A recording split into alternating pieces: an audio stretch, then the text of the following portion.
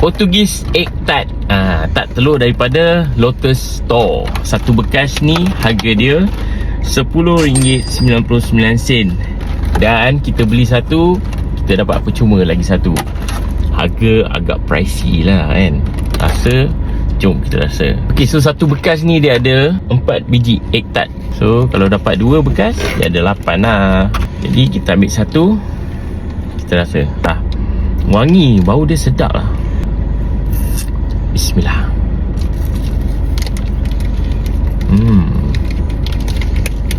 Sedap juga lah.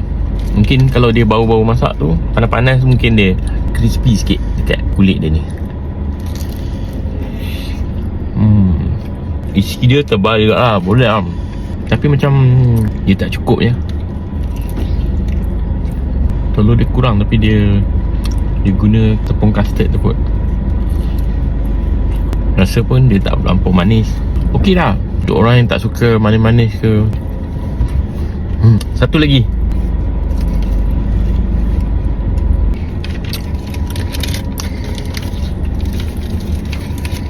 Dua bekas ni pun dah kenyang. Last bite. Okay lah.